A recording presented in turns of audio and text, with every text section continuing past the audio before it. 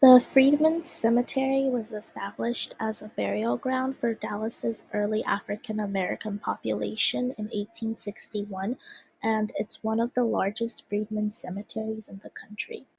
For most of the 16th and 17th century, Texas was a part of New Spain, the Spanish colony located in North America. Most people of African descent entered this region as part of the Spanish exploratory expeditions. Social status in this area was determined by racial purity, with pure-blooded Spaniards having the highest status, while Africans and Native Americans were at the bottom, so free black people then were still not of equal status. Even so, they often were able to acquire more than those who were enslaved in the British colonies to the north. Here at the entrance of the cemetery, you can see a map. The cemetery is located by this US 75 service road by Culverey Avenue, and there's a legend that shows the art displayed here that serves as a tribute to the history of African Americans here in Texas. At the entrance, we have the statues of the Sentinel and the Prophetess, and the plaques here explain that the Sentinel is the symbolic guardian protecting this site from harm or disrespect, and his attire is based on the Benin culture of West Africa.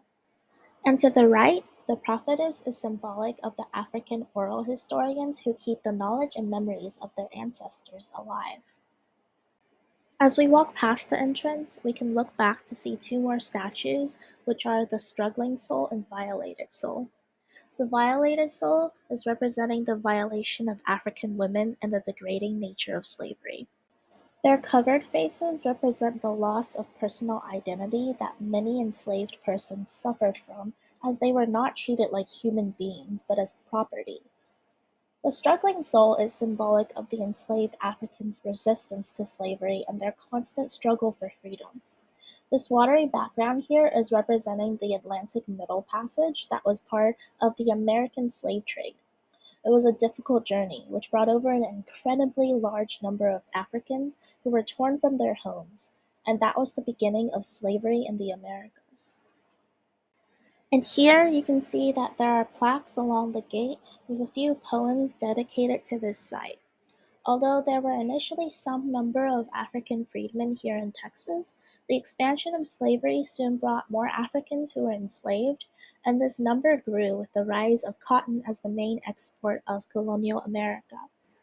As Anglo-American settlers increasingly settled into Texas, they eventually grew large enough in number to successfully withdraw as an independent state. Eventually, with the idea of manifest destiny, Texas is accepted as part of the United States, where they join as another southern state in which slavery was a crucial part of the economy. Here in the center is the Dream of Freedom statue, which is symbolic of a newly emancipated couple contemplating the death and suffering of their ancestors. Behind it, we have the poem "Here" by Mia Akimbo, which I transcribed since it's difficult to read from the picture. My favorite verse is, "As night convokes day, to suppress in inviting arms ever the assurance of renewed dawn commands, and we, in homecoming, reclaim a noble past in the place weary from hope lost, now reborn here." Lastly, these pictures show the symbolic riverbed representing the crossing over from the Here Monument area to the Afterlife Cemetery area.